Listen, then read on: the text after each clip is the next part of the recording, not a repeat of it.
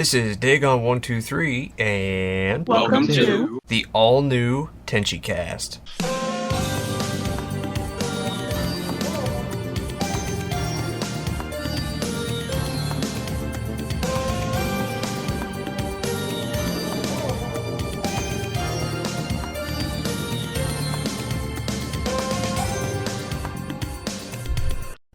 Hello everyone, and welcome to the next exciting episode of Tenchicast, presented by Tenchiforum.com. Continuing on with the early OVA, we go into the second half of what many people refer to as just Tenchi Muyo, which is all of OVA2 and Night Before the Carnival. With me today, I've got some old and new faces to Tenchicast. Aria. Hello. Pi. I'd rather die than forsake any one of them. Doctor. Hey there, demons. It's me, your boy. And Snowy. Hello, hello. Yosoro. Favorite moments, least favorite moments for OVA2. One of my favorite moments comes into play with Washu.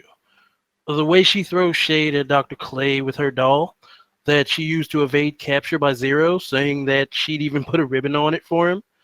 Then bringing the joke back later, that was gold. As far as one of my least favorite moments, I'd probably have to say the part where Zero expresses fear about Lady Tokimi. I completely get it, mind. It was just that it seemed to set up for Lady Tokimi to be more within that story thread, and then, well, you got nothing. Felt like that was a bit of a letdown in a way, that they had that easy to set up something for the future, and then it just went nowhere. So I have a few things to unpack here. Like I said in the last part, the opening for OVA2, I Am a Pioneer, incredible song. Makes me feel so many things that it's hard to describe. It's just such a feel-good song. It has, it hits all the right notes, and of course the animation is very nice too. It's nice. But the song is the one that it makes it for me. And I second what Arya said about Washu and her back and forth with Clay. I thought it was very entertaining seeing how she outsmarts him at every turn, and her development, her character development. I thought the focus on Washu in OVA2 was fantastic, because it's like you introduced this new character in OVA1. Okay, so now in OVA2, we get to learn more about her, especially in episode 8 with the baby. It's really touching and really emotional stuff with her. She's just such a great character, and OVA2 really made me appreciate her. One little moment that I really loved was in episode 10, I Love Tenchi, where Ryoko tore apart Tenchi's mother's kimono, and Tenchi says that he hates her in a blind fury. We know he doesn't actually mean it, but she pisses him off to the point that he just has an outburst. I think that adds to his character, because we haven't seen Tenchi have an outburst, really. We've seen him kind of be, we've seen him be serious a lot, playing off of Ryoko and stuff, but we've never seen him get super angry. And that was just something that, it really struck me when he said that. When he said, I hate you, when Matt Miller's saying, I hate you, it made me feel like, oh no, please don't hate me.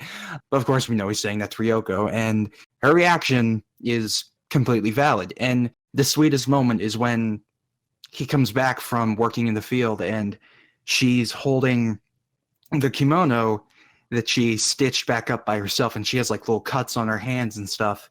And the fact that we didn't even see that, but we just see her and we know that she worked hard to put it back together for him. It really shows that she does love him and care for him in a way that we haven't really seen before that point. I mean, we did know she loved him, but we didn't know, well, not that we didn't know, but we haven't seen it in that way before. Least favorite moments? This is kind of a general thing that I don't want to speak for anybody, but I feel like I've heard some people say it before. Ryoko combining with Zero and then becoming more submissive in a way, becoming more flustered, and it's hard to describe, but you get what I mean. I didn't like that, because one of the things that separated Ryoko from many, many other characters I've seen is that she is very blunt about what she wants and will do whatever it takes to get it.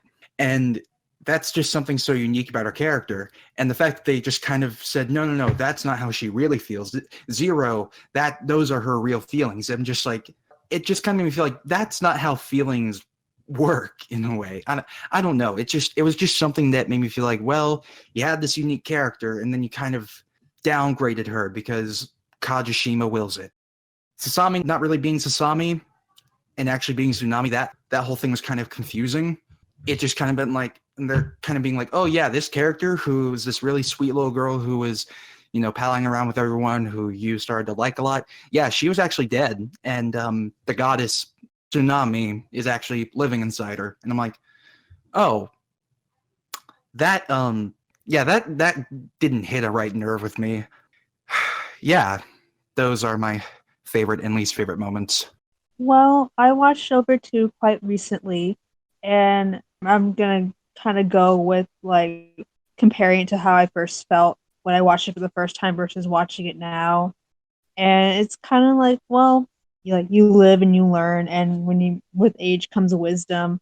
And watching it now, I've noticed some things I didn't notice when I first watched it because I was a lot younger then, and especially with knowing what I know now, kind of makes me a little uncomfortable. I'm not gonna lie, there's some stuff that makes me uncomfortable, but I guess I should talk about my favorite moments being learning more about Washu because, like Doctor said, you didn't really get to see her until like the very last episode of OVA1. So to have her in OVA2 being fleshed out was nice, and hearing that she's had a child and hearing through all this hardship that she's went through. I mean, that's very interesting, and I wish we knew more about that, but unfortunately, we don't get more about that. And then the whole thing with her and Dr. Clay was quite funny too. Like she's outsmarting him and just trolling him, and she's just the butt of her jokes and just treating this as like nothing because she's just treating him like as a joke because he kind of is a joke. That was fun to see, like Washu being Washu and all smug, and that was great to watch. And then the whole thing with Tsunami and Sasami, I actually really liked because, yeah, it's quite a dark turn. I'm not gonna lie, but it makes it very interesting to me. That made me like really intrigued. The fact that Sasami is technically she is Sasami, but she's not the same Sasami, and it's like getting to see, especially Ayeka, having to come to terms with that. And then they have that moment where they're talking, and she's like, "Well, I still love you very much. You're still Sasami to me." But then they kind of ruin it though when she runs to Tenchi for some reason. Like Sasami's like, "Oh," and you look like she's gonna hug Ayeka, but she hugs Tenchi. I mean, that's supposed to be a comedic thing, but I was just like, that's a little unnecessary. But all right, it's just very intriguing to know that Tsunami and Sasami are the same person. It was already hinted at OVA1, but like people were saying earlier, everything gets kind of smashed at the end of OVA1, and then at least these few episodes in OVA2 kind of let everybody breathe a little bit and get fleshed out a little bit, getting to know more about the characters. And that being said, though, there are things that are kind of quote unquote telling of what's to come that I'm not personally a fan of. I'm not going to speak for anybody else, but like the whole Ryoki having a humanoid body.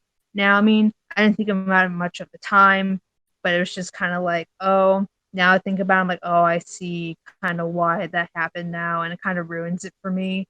I mean, there's still like really cute Ryoki moments, like in her child form, like in Here Comes Dry and all that, and I still like those. They're still really cute and all that, but I'm not so sure about it anymore. And then the whole Zero Ryoko thing, like I used to like that arc a lot.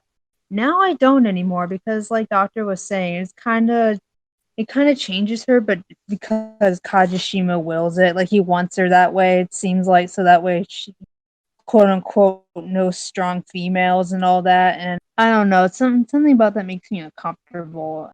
The reason I loved Ryoko so much in the first place is because she was like a strong, I don't give a shit about anyone else's opinion and all that. And then it's good to have character development and all that, and to like have different feelings more than just like one feeling or whatever. And of course characters need to grow because if they don't, then they're just, you can have a good story, but what's the point when you don't have a good character? But it's like right after that she starts becoming like a punching bag to everybody, and I don't really appreciate that. I mean, the whole thing with Misaki and Ryoko is hilarious, though. I'm not gonna lie, because it's that one instance where I feel like, yeah, Misaki is like really OP and just she's coming in here like all ridiculous and all like, oh, you're so cute, and then she sees another cute thing and just kind of throws away the other thing. I mean, that's just kind of her personality, it seems, and that scene was all funny and all, but it's just like after that, like going to OV3 and all that, where she's just like everybody's punching bag. It's like not okay. And I don't really like it too much. But, you know, that's just me though. Taking me back to when I first watched this when I was in college off of old VHS tapes.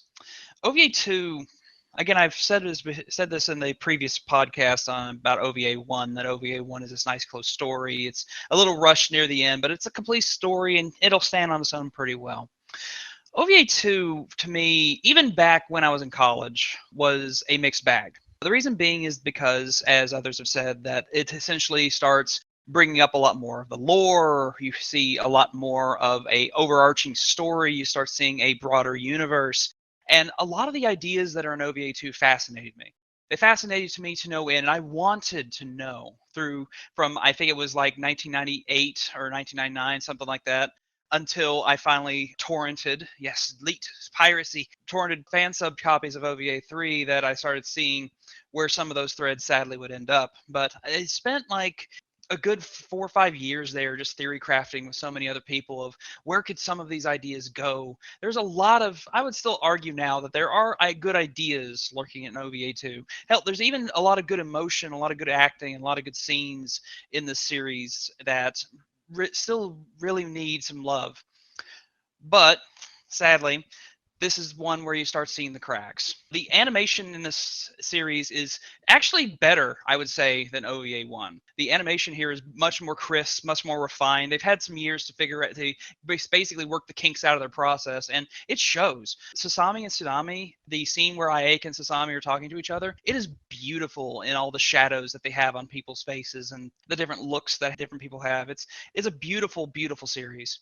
Same with the music. A lot of music's recycled from the previous show, but there actually are some new tracks that are in this particular series that aren't in the previous. Structurally, it's fairly nice. Good points about this series. Good moments, favorite moments. Episode 7, Ryoki's crystals.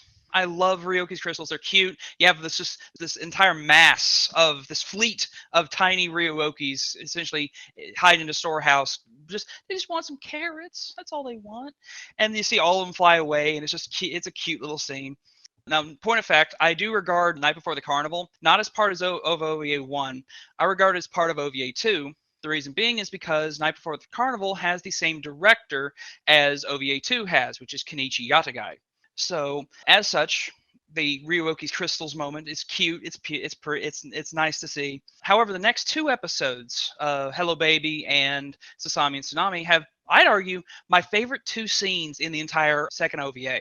In particular, Washu's story, where she's telling about her child and her family and how all these things, all these pressures tore them apart, and the tragedy of her life, and how that gets opened as she's taking care of this baby and starting to see flashbacks of her own son. It's heartfelt. It's touching. I really feel for that character, and specifically since Washu in OVA1 had maybe a few lines in episode 6, and that's all she got. And then the series ends. This episode gives Washu a lot of good chance to breathe. It gives her a chance to develop and see what kind of character she's going to be. Same thing in episode 9.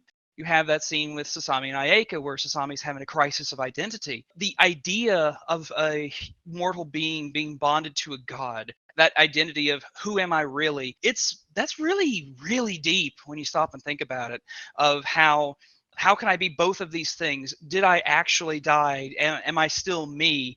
It handled in different ways. That could be very, very poignant type of thing. And still to have Ayaka stand there and say, you're still my little sister. I still love you no matter what. That's a touching moment. I love the way it was portrayed. Episode 10, Ryoki's cute. I mean, I love Ryoki running around.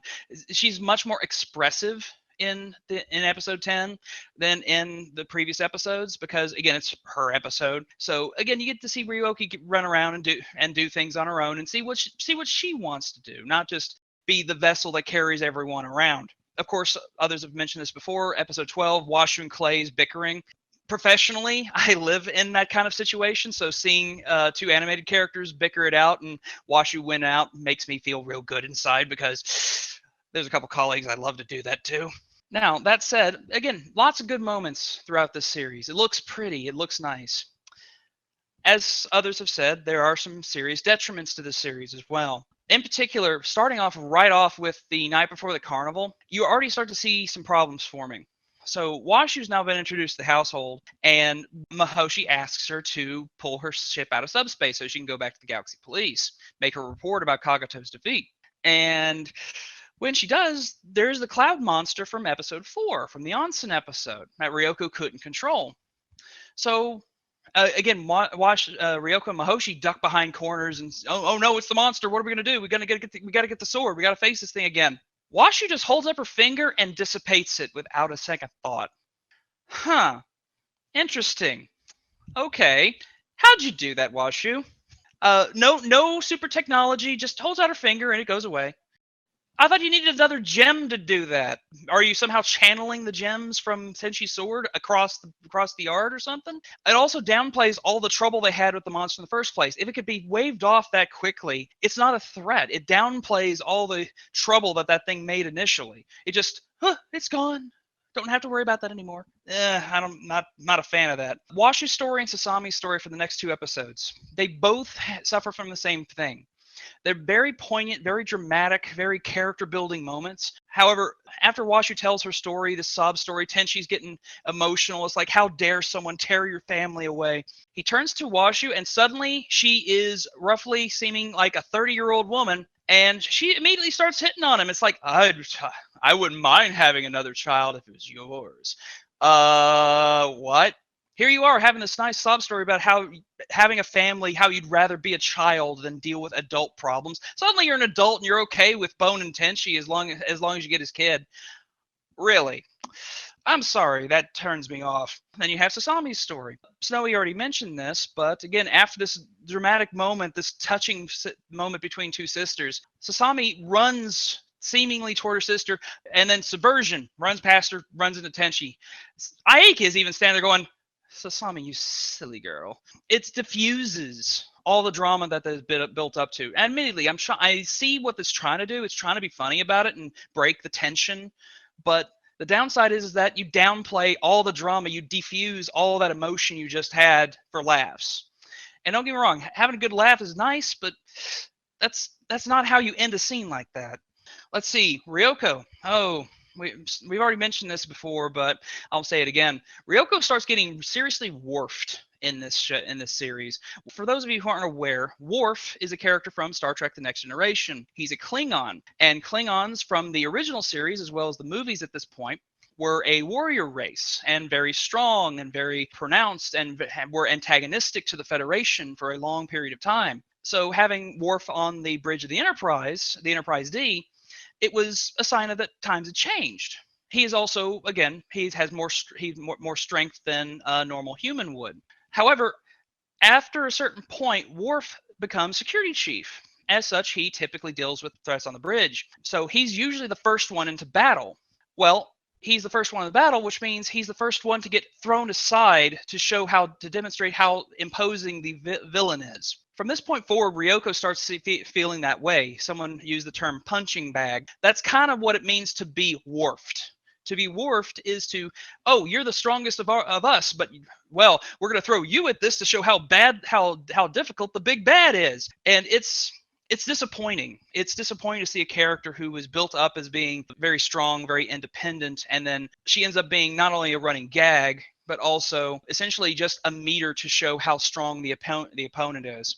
I unfortunately have to say that episodes 11 and 12 suffer from the sense that they are basically retreading the Kagato storyline from OVA1. The reason is you have an evil Ryoko who is being controlled by a mad scientist who was a colleague of Washu's. It is the exact same storyline again. The only thing here is that Zero is more willing to serve Dr. Clay as opposed to Ryoko, who was mind controlled by Kagato.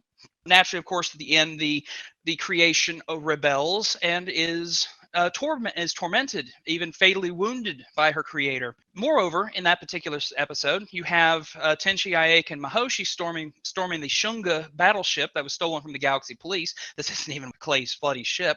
But the battle that they're having with all of his guards is backgrounded while Washu and Clay sit around and pontificate. That is another thing that's very bad about this particular series is 11, 12, and 13 suffer from this more so than any, is that they sit around and talk. That's all they do. They just sit around and, great things about Ryoko's gems could create Lighthawk wings. Okay, can we see that? I don't know about these things. Tokimi, she may not even be there.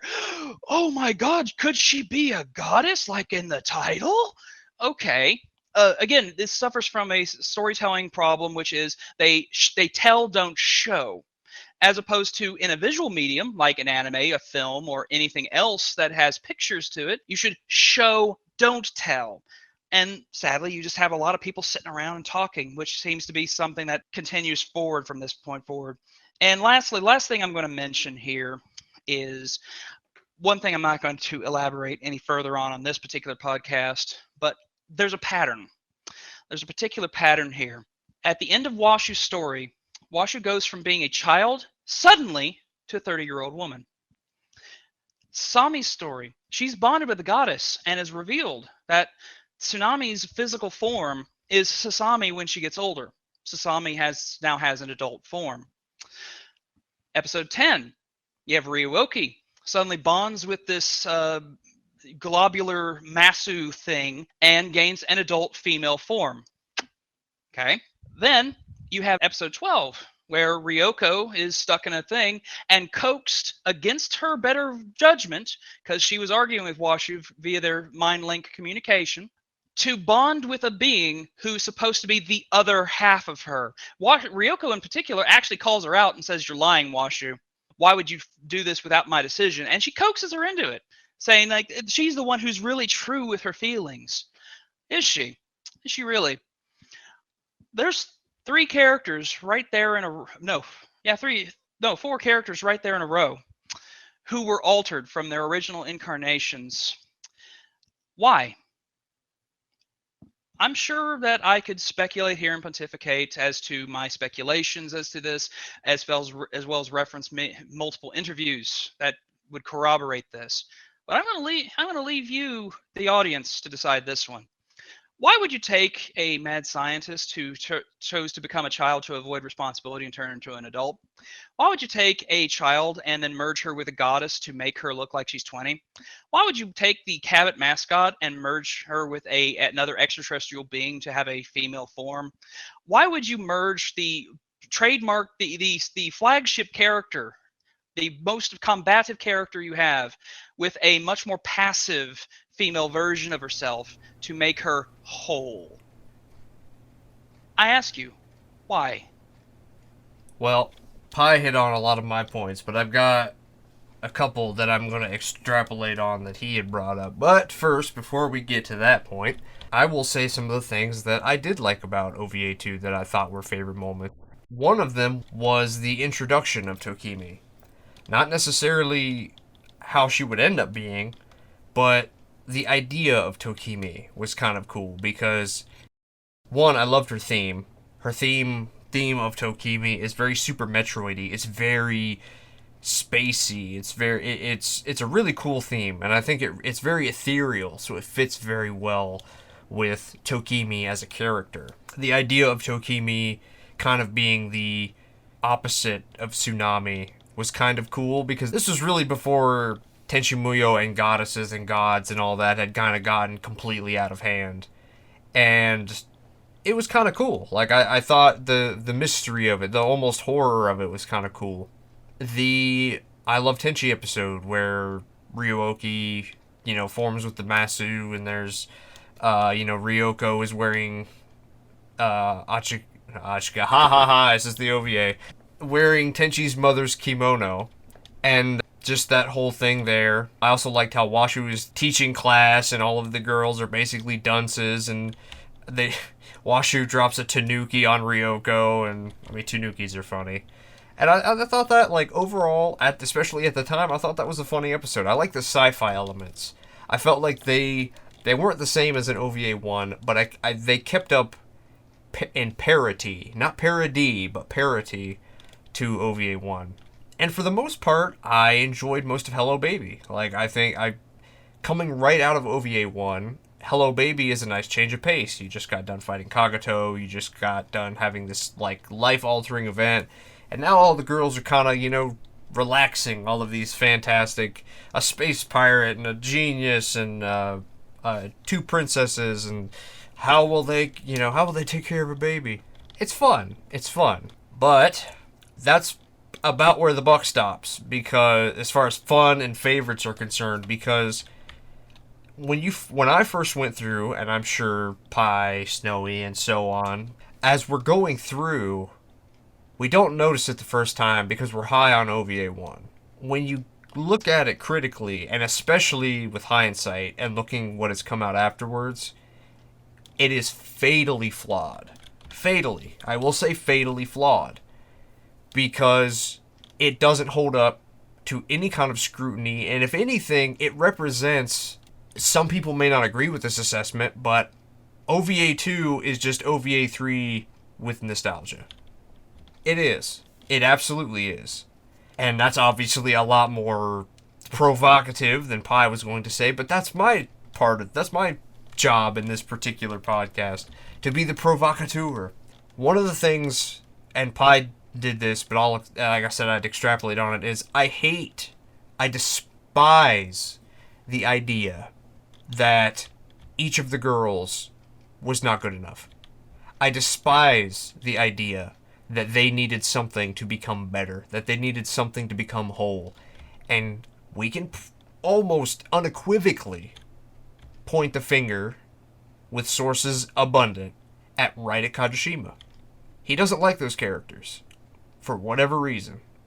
And he's made that abundantly clear a number of different times, including the newly released Shintenchi novel, which we will get to in a podcast.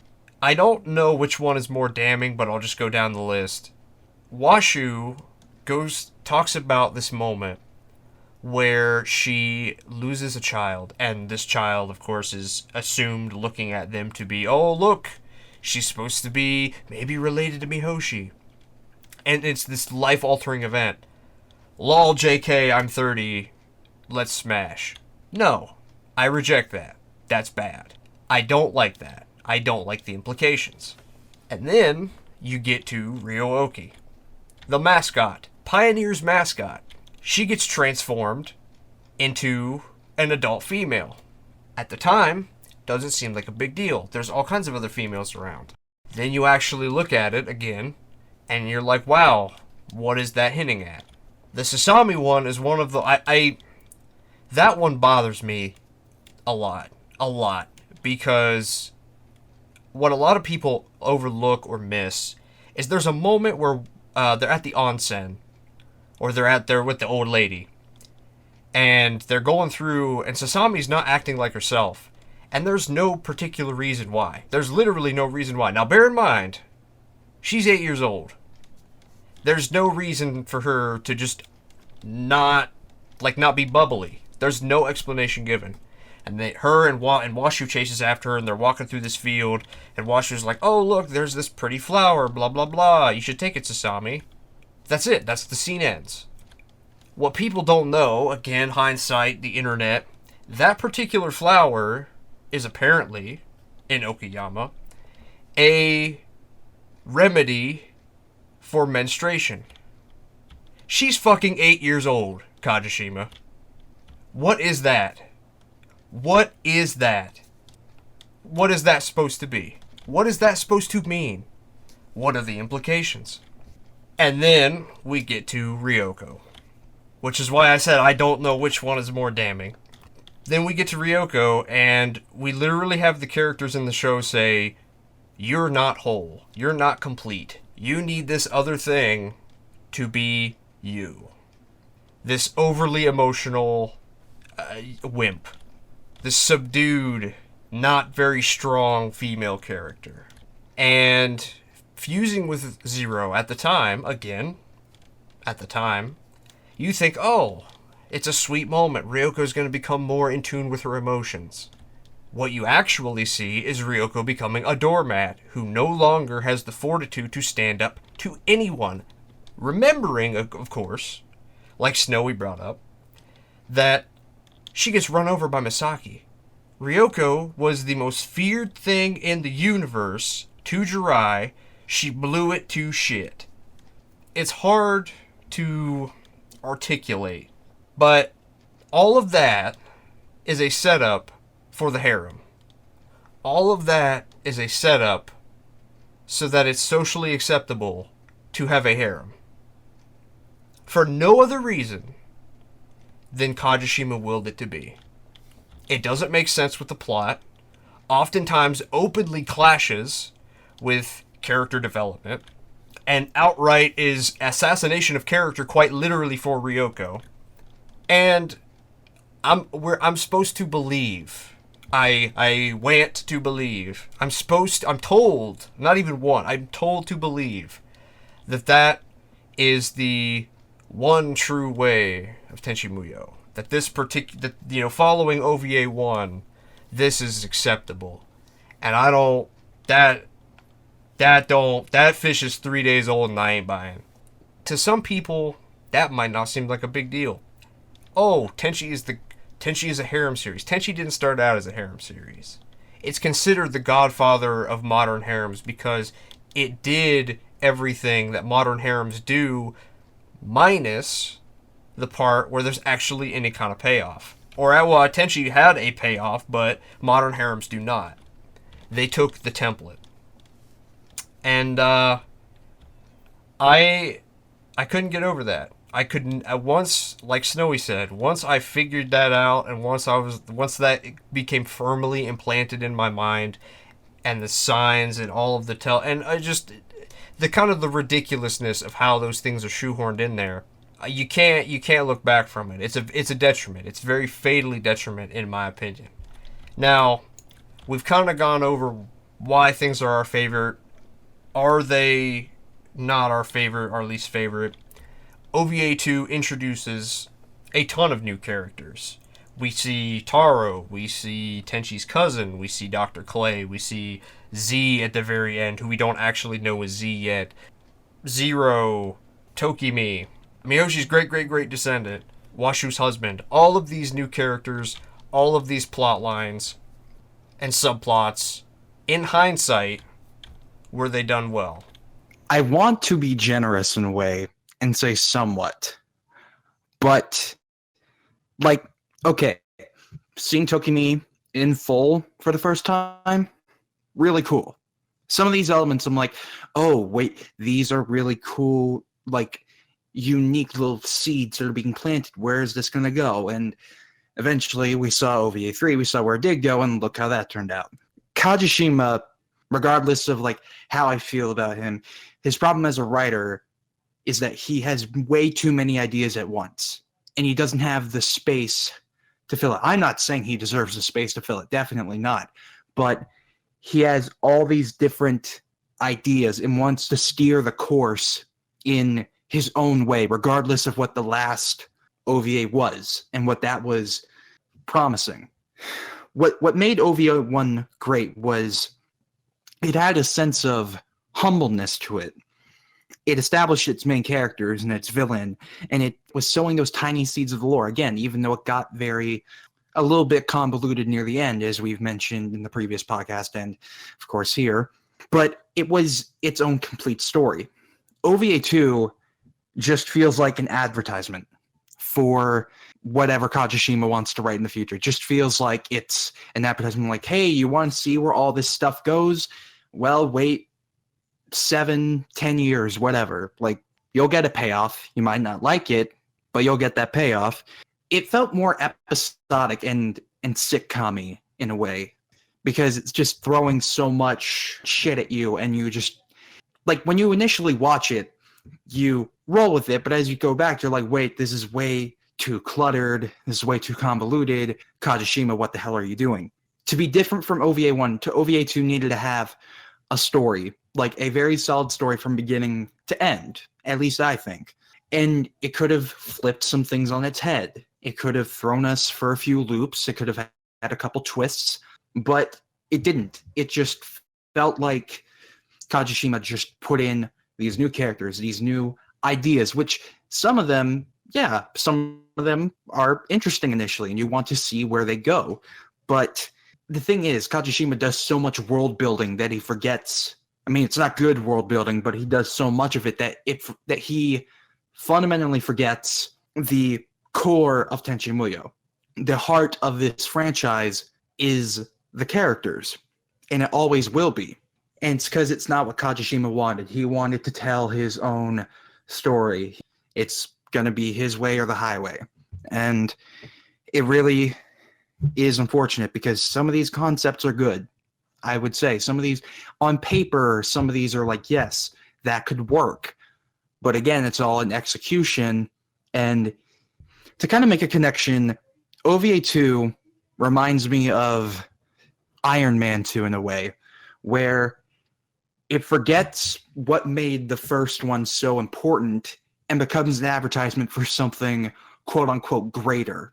I like Iron Man 2 more than OVA2, that's for sure, but like we said, the cracks start to show, the flaws start to come out. We see, because again, Kajishima really took over, and this is the start of him running this franchise into the ground.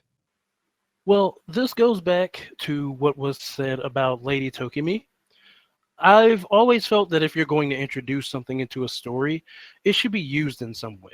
If you introduce something and nothing's done with it, what exactly is it there for? What if they brought up the Lighthawk wings, but they never came into play, and Tenchi simply won his fights through nothing but plot armor? What if the gems were brought up that were supposed to constitute Ryoko's power, and nothing was done with them at all?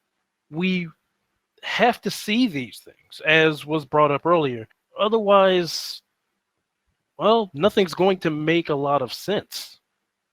And in hindsight, I would say yes, in a way, just because you see Lady Tokimi for the first time.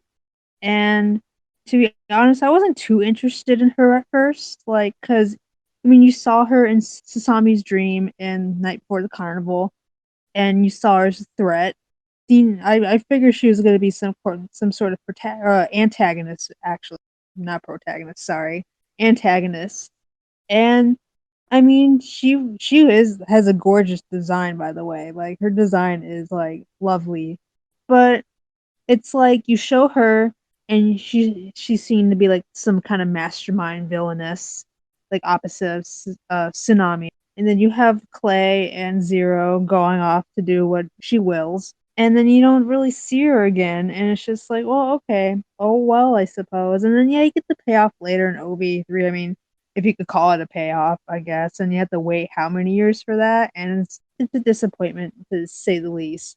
So the first time around, I wasn't too interested in her because I just figured, she's just kind of like there, kind of telling everybody else what to do. I mean, if she came out of the shadows and started doing something, then I would have totally been like, oh my god, but she never did. And then you get Sasami and Aika's family coming over and all that, and I like Funaho and Misaki. Like, they're fun characters, I think. Like, I really enjoyed them being there and interacting with the characters, and Misaki especially just being the way she is. I mean, like, that's me when I see cute stuff. It's like, oh my god, cute stuff, like I love her. And the fact that they kind of ruined her character in OVA 3, like being some kind of contractor or whatever she was, versus seeing her in OVA 2 just being like a doting mother and just like, very immature and just happy Genki kind of girl, or whatever. I don't really like, the Emperor or anything, or what's his face, Cotton Candy Head. They were just kind of there for butts of the joke, I think. and seeing all these new characters was interesting, but the fact that it never really went anywhere, or when they did, it was just too much yet not enough. Like you got too many of these new things, but you don't explain them.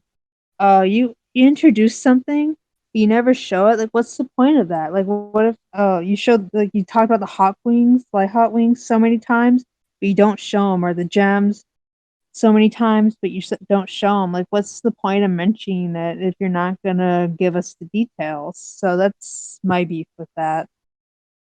There's a lot of things that I said before that were introduced in OVA2 that I really dug, that I thought were introduced well. Some things, however, especially in hindsight is quite 2020 in this regard, but there are several things in hindsight that were not handled as well.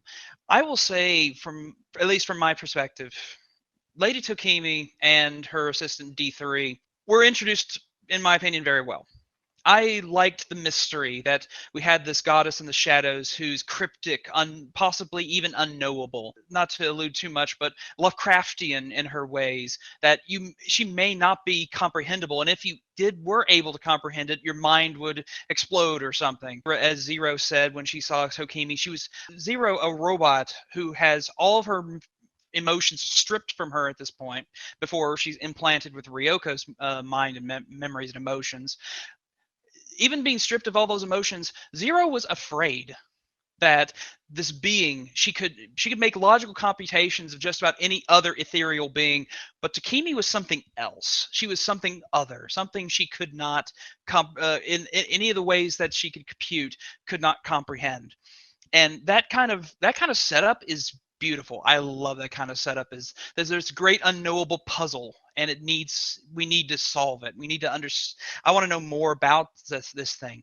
And again, back in the day when I was collecting these things originally, I had theory crafted all over the place. I wanted to know who Tsukimi was, and that introduction in OVA2 is great. Just the way all these spires of darkness shoot up, and then Tokimi just appears out of nothingness. And in the English dub, here's an interesting fact. In the Japanese, Tokimi is played by Jennifer Darling, who's Ayaka's voice actress, and you can hear it a little bit.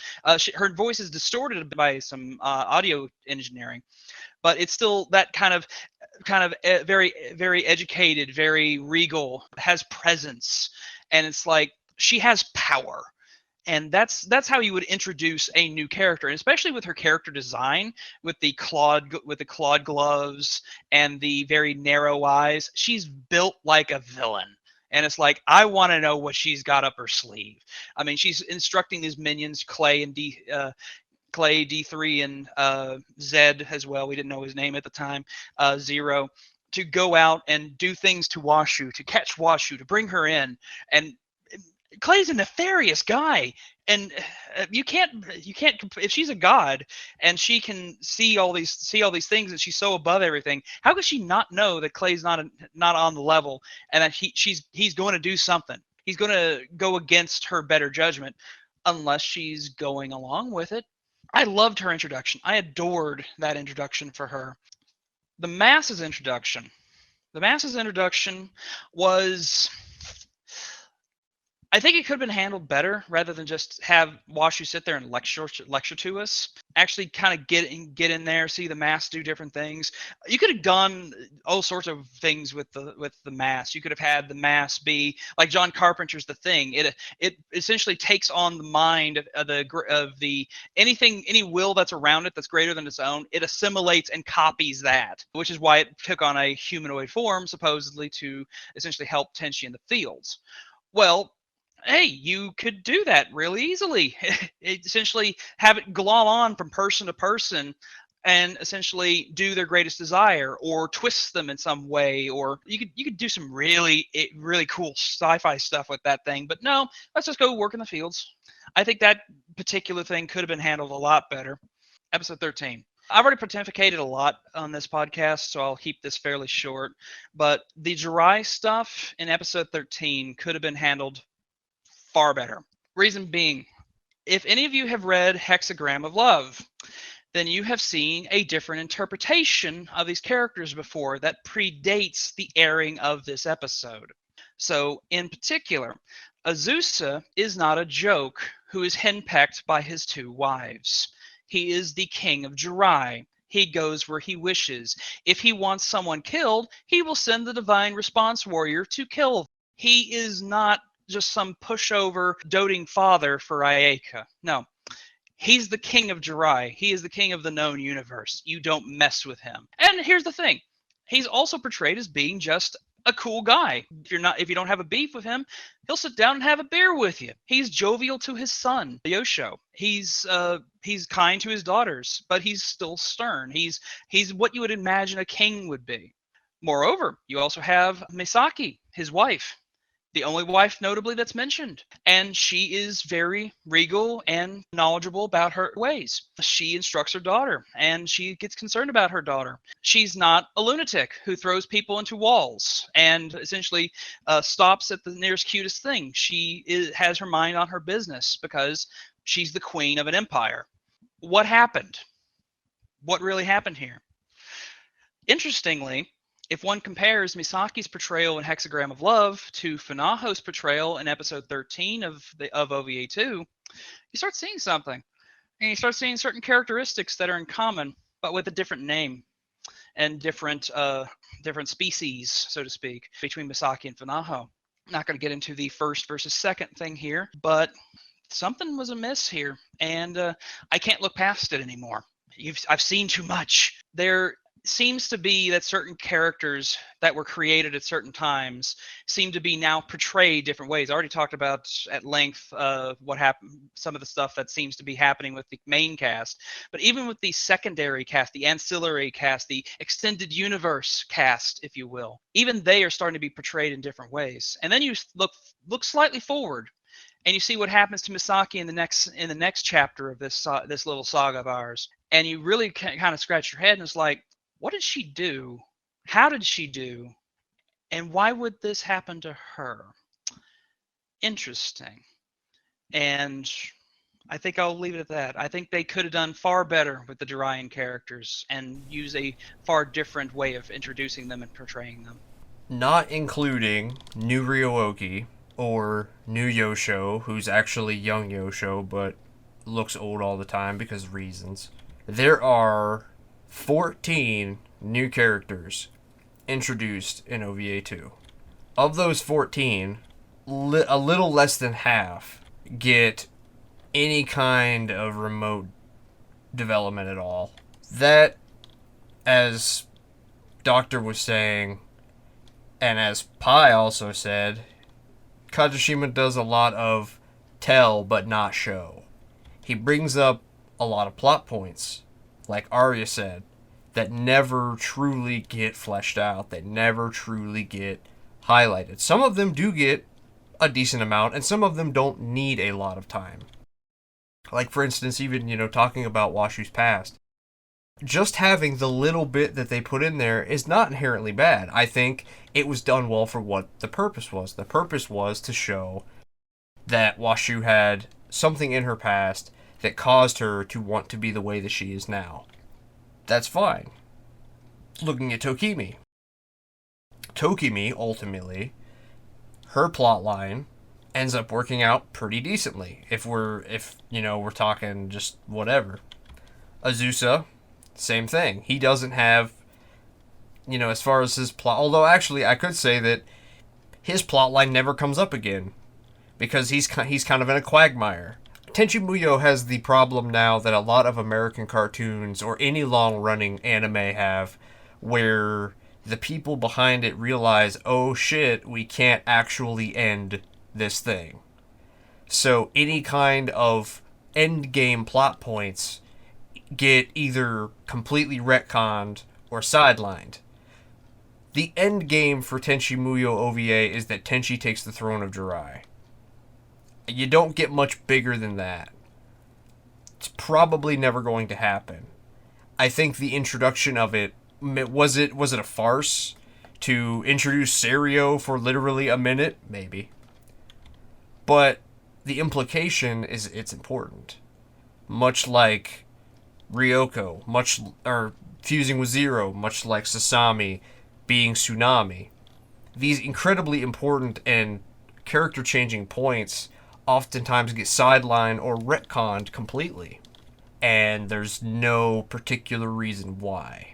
Overall, do I think that OVA2's plot lines were done well?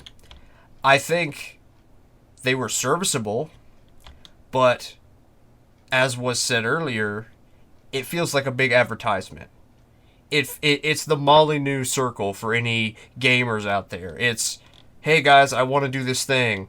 Oh, hey, I'm doing this thing, but we don't have enough budget. Maybe next time. And it's this big vicious cycle that never ever gets fixed. And for some reason, a lot of people don't see that, and they just assume that, I believe him this time. Wile E. Coyote, I believe him this time. Charlie Brown can only miss kicking that football for a while before he's jumped the shark. You know, you stop rooting for Charlie Brown and you start rooting for what's-her-face, I can't remember her name. And because you want her, because you look at, anybody looking in would go, he deserves it now because he doesn't see it because it's so obvious. Now that we have talked at length about the plots, about the characters, here's a little twist. Tenchi Universe was essentially an extended retelling of OVA1. If AIC, or should AIC, have made a Tenchi Universe for OVA2, would that have helped the story and the plot points in OVA2, or do you think it would have hurt them and made them even more convoluted? I don't personally think it would have helped or hurt it either way, honestly. Each telling of the story has its own nuances and charms. Things to like, things to dislike. If it were to be a thing and it provided more material for anyone wanting to watch and get invested, I really think that's about all we as fans could probably ask for in the long run. To have more stuff to latch onto as fans of Tenchi as a series, as an IP, to be able to go, this is what we love. I think that would be good in and of itself if it were to continue. But on its own, as it is, I really think it's fine. Complaints aside, of course. And I don't think we need too much else. Tenchi Universe, the 26-episode series from 1995, is my favorite Tenchi thing ever. I'd probably say, yeah, because it took this short story, this short 6-episode story took OVA1, branched it out, and it did change things around, obviously, because you got to keep things fresh, but it made a really nice, really solid, complete TV series. And honestly, I had a lot of fun with it. Like, first arc was very episodic, save for the multiverse 3-parter. The second arc was like a serial. It had some episodic elements, of course, but it was more of a serial. Like, from episode 14 on, the gang was on the run. They were trying to figure out this mystery of who is this guy, who is this Yosho guy, who we find out later it's not Yosho, it's actually Kageto. And that was a nice twist. Like, when I was watching it and we found out, I'm like, oh, they're doing this. This is really cool. They brought this thing in that we knew from before, and now it's being told in this different way that makes it fresh, that makes it interesting. Now, if AIC had done it for OVA2, I fully believe, without a doubt, it could have only helped it. OVA2 is completely and utterly cluttered. It is a very cluttered, very choppy, messy OVA compared to OVA1, of course.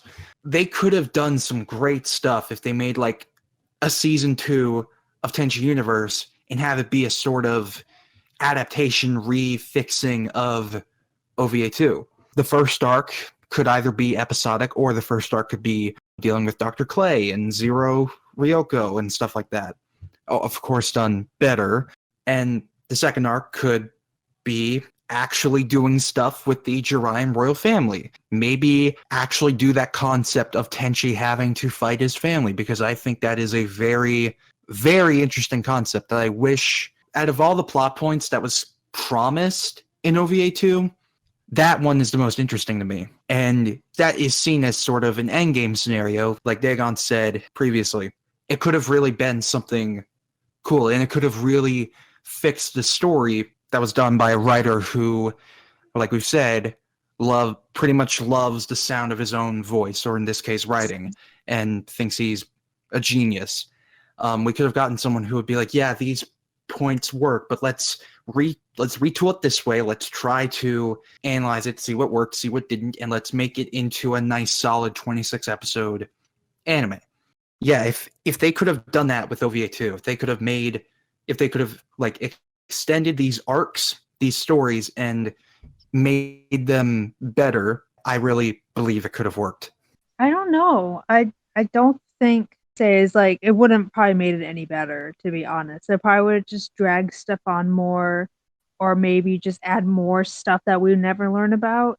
And I don't know. I just don't see it panning out very well. Like they could try to make it like Tenchi Universe, but it wouldn't probably be the same, quote unquote, I suppose. I mean, it depends, I guess. But if you really want to go more into OVA1 in a way to see what it could have possibly been, I would just read the manga, to be honest. No need for Tenchi, and then they all knew Tenchi Muyo, because that really just goes off of like immediately right after the Kageto attack in OVA1, and then you get immediately right into another adventure. Like right after that, no, all this lulls and all that. I mean, there's some like moments, there's slice of life moments, but I just think that something like the manga should get animated, even if it was just like a 12 episode like or 24 episode series, or even just a OVA of that. I mean Okuda does something that Kajishima just can't, and it's just that he adds a lot of characters into his series too to spice things up, but they're usually like characters that kind of come and go and you don't really see them again, like whether they die or their plot arc is over, and they're just the characters in that are just done so much better in my opinion, just because like they have like stakes, they have personalities, they know when to go. It's just I would recommend the manga most definitely, versus like I would even actually not necessarily watch OVA2 unless you really really want more Tenchi lore. I would just watch OVA1 and then go straight to the manga, but that's just my personal opinion. Dagon, you should know better than to ask me to talk about speculations of adapting things into new stories. Never tell a fan fiction writer ask a fan fiction writer what he wants to do. So, could AIC have made a Tenchi Universe version of OVA2? Well, I'm going to take for assumption that we're going to be adapting OVA2 into Tenchi Universe as Tenchi Universe already stands, and not some standalone. That the ideas of OVA2 would be integrated into Tenchi Universe. Well, sadly, some of them would work, I think, but some of them would not. The reason being is the character dynamics and some of the character relationships in the universe are actually far different than they are in the OVA. In particular, Ryoko in the Tenchi universe has no relationship to Washu, except possibly they might be from the same race or something. Ryoko is a space pirate. She's well known amongst the galaxy. She has her own rivals like Nagi. There's all sorts of other things going on. Washu is not connected to the gods to our knowledge. Washu is just a genius scientist who was exiled for her illegal experiments 700 years ago. Ayaka is not searching for her lost brother Yosho, while Katsuhito is Yosho in Tenchi Universe. She and Ayaka and Yosho are not directly blood related. In fact, Ayaka takes a significant amount of time in episode 23 of Tenchi Universe, specifically to address the fact that there are multiple branch families who are basically vying for control. The opening of Tenchi Universe even states that Ayaka is pending marriage. She's going to all these different marriage meetings, being courted for her essential marriage. In episode 14, no, it's 15. In episode 15, she is addressed as the heir to the throne, because as soon as she gets married, the throne has been empty, pending marriage by the Princess Ayaka. So whoever her husband is going to be is going to sit by her side on the throne of Jirai. So some of these things that are in OVA2 don't jive and can't jive with Tenchi Universe's already existing situation. Now, can some of them be adapted and changed to fit that particular mold? And I think so. Washu, as mentioned, in Tenchi Universe has been out of the picture for 700 years. In which case, she's back on the scene. What research has been done in the meantime? Hey, there's this Dr. Clay bozo over here who's a bit of a comedic character, but he has his robot Zero who's assisting him, and he has some schemes that are going on in the background. We could investigate those. Would they necessarily be tied to goddesses or whatnot? Who knows? But hey, he could be played as an antagonist. Maybe he builds a version of the dimension oscillating bullet and proceeds to try and destroy a planet with it the same way Washu did. Tries to replicate her work, and then we need Washu to swoop in with her knowledge of the original device to try and stop him. I mean, there's ways you could make that work. Tokimi and D3.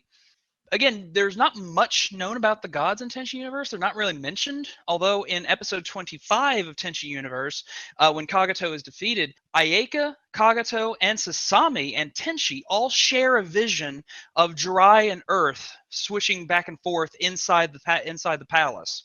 In fact, Kagato has a lot of rhetoric right there where he says, "Is this your decision? Has Jirai chosen its own master then?" Is that actually Tsunami making a choice?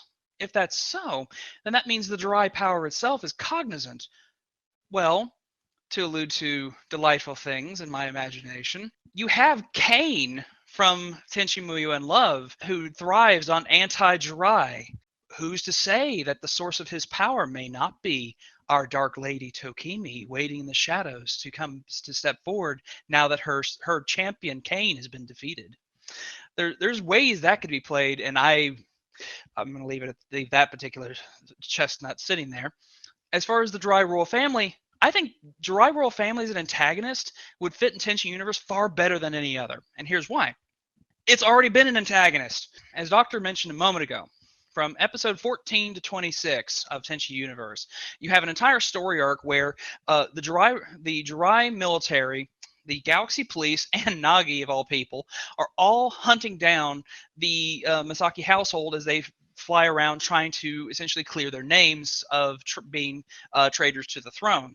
Well, again, you have several people who are Jiraiyan operatives who are in on the coup by Kagato.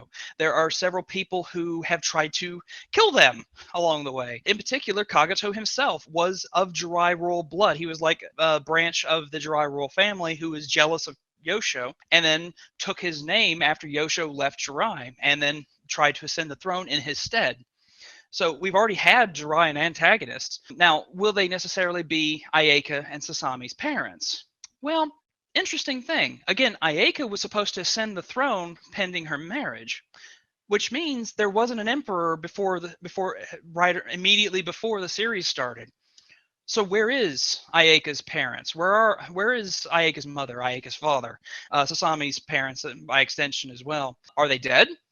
Were they lost? What's going on here? How did Ayeka essentially end up to where she's pending marriage to ascend the throne? Kagato's minions all mention that they have already eliminated all other claimants to the throne, and Ayeka's the last one and the most important because she's next in line. We need to get her. So was part of the coup actually eliminating the previous emperor? Maybe there's a mystery there that needs to be solved, and maybe some of these other Jiraiyan characters could be parts of that. Maybe Azusa and Misaki actually existed, but they were killed or lost or otherwise incapacitated so that Kagato could rise to power. Hey, maybe they were all orchestrated by some grand master, some woman who sits upon the holy council and makes some of the decisions behind a fan that she holds in front of her face. I mean, we could play all sorts of interesting little games with this if we really, really, really, really want to. Giving Ryuoki a humanoid form or introducing the mass, I don't think that's really a good idea.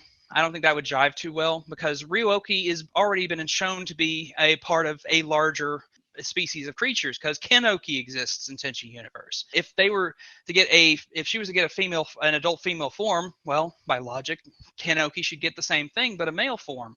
And how would you explain that? How would you play that? It starts getting harder and harder to essentially substantiate that, and that's where I'd kind of say, nah, let's leave that one on the drawing board. As far as Hello Baby with Taro, I think that could be done pretty easily, and here's how you do it. Essentially adapt Hasegawa's novels 11, 12, and 13, because in OS3, Mayuka is a baby and is a permanent fixture in the household, in which case, there's your taking care of the baby story arc. You take care of Mayuka. Now, you might have to adapt the Daughter of Darkness movie into the TV series in order for Mayuka to exist in this storyline, but I don't think that would be too far of a leap of logic. And we'll leave that particular adaptation to another discussion. So yeah, I think a lot of this stuff could be implemented into Tenchi Universe and be adapted, but I think you're going to have to make major changes if you wanted to fit it into Tenchi Universe as it already stands. Now, if you wanted to make, say, a new continuity and have these ideas, again, you'd probably have to do some adaptation, but you might be able to get them much more directly implemented and possibly improved in that way. That was honestly my thought, thinking about this particular question, was, would it be possible to take the elements of OVA2 and make them work in a different type of format? Because it's obvious that you can only do much in 6 episodes, and there's so much going on that a lot of it gets left, as was said many times, as an advertisement. If you extended that out, you have more time to breathe. You have more time to adapt those arcs. Now, does that mean to say that all of those arcs, like Snowy was saying, that they were worth adapting in the first place? Maybe not. I definitely would be interested to see how they would try and adapt a Zero Ryoko situation. I think the manga did it very well with Managi, because you have this character that is like Ryoko, that is similar to Ryoko, that is different than Ryoko, but they are their own character. They don't take away from Ryoko. They complement Ryoko when they're on screen. Or is it just taking the very base concept and making it its own thing? Ultimately, would I like to see it? Would a Tenchi Universe Extend or Tenchi Extended Universe, with that, following in the footsteps of OVA2? Would that be something I'd want to see? Do I think it would be possible? Of course. It'd be more Tenchi, and I think it would also be done by a different set of people. You would have different people, different writers, different screenplay, or different storyboarders, different director. Maybe Negishi would come back to it. How would Negishi look at these characters and say, okay, what can I do with this? How can I make this work for a TV format? It'd be interesting to see how they would take any of the OVA now, post OVA 1, and make them fit into a TV series. How they would take these plot points and try and make them work. Because this, of course, would be a sequel to Tenchi Universe. So it would also have to have some congruency with all of the things that happened in that timeline as well. I want to thank everybody who came in today. It was a long podcast, but it was a great podcast. Is there anything that anybody would like to add before we call it a day? I will, I guess, because I forgot to mention it earlier, and I totally forgot about the night before the carnival when we were talking about OVA2, because I guess it would be counted as OVA2. And I actually really like it. I know it's just kind of its own thing, and I know it's like I know the nature of the show at this point. Sexual humor, I guess. I can't, I have to be blunt about that. I mean, it is a lot, because that's the whole point of the episode. But I have to say, that's quite a funny episode, and one of my favorites, just because you have Sasami, who's one of the more mature girls of the house, tricking Ryoko and Ayeka to thinking that manga books, like really old manga books, are like guidebooks, love guidebooks. And so you see them like acting like fools, using manga as like templates of like love, and you see them act all ridiculous and using that and acting like that in quote unquote real life. And I think that's really funny. and also the whole like sabotage of and Ryoko and Aika teaming up to sabotage Washu and Mihoshi, and just to have it all just blow up in their face in the end, like literally, because they're like sitting near the lake and they just crawled out of, and they're just like sitting there laughing hysterically while Mihoshi like crashes down onto them. I mean, I wish you had more stuff like that because that was generally like really funny to see them because it was more of like just like a normal slice of life thing. And of course, yeah, the thing in the middle with Washu really bugged me. Like I just skipped that. I think that's rather gross and not needed. I mean, that's just Washu's character, I suppose, being a troll and all that, but that was just way too explicit for my taste, and I could definitely live without that.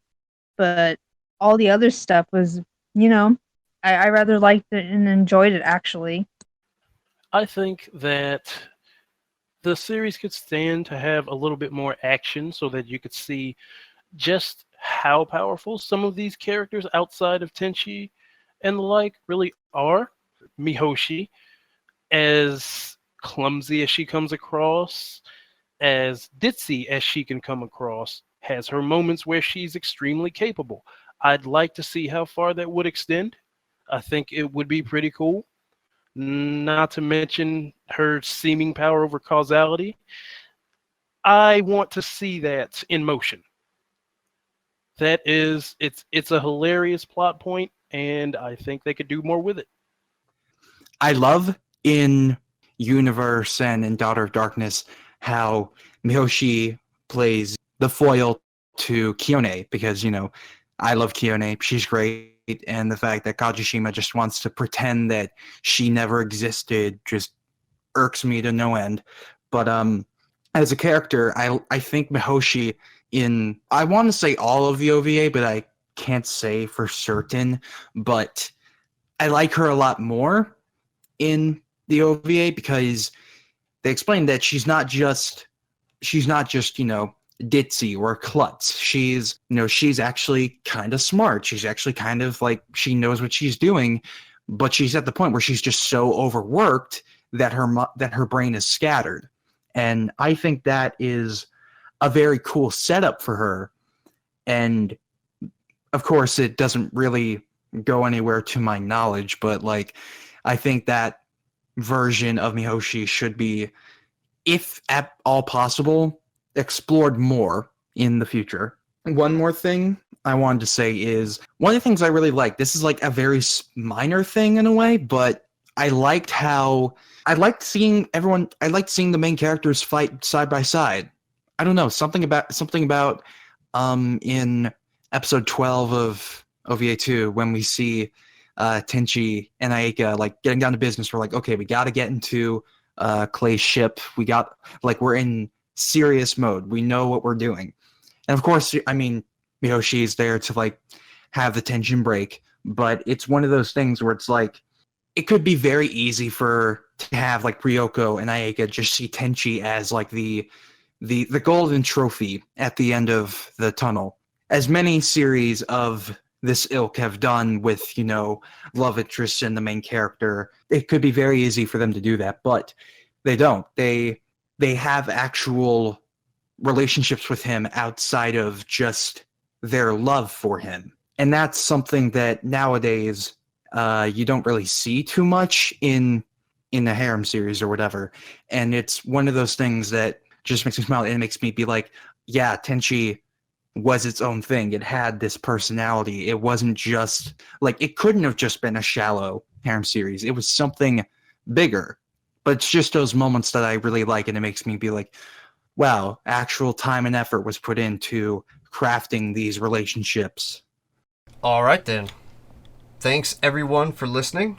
It was a ton of fun. I hope you all enjoy. If you liked all the stuff that we talked about today, make sure you follow us.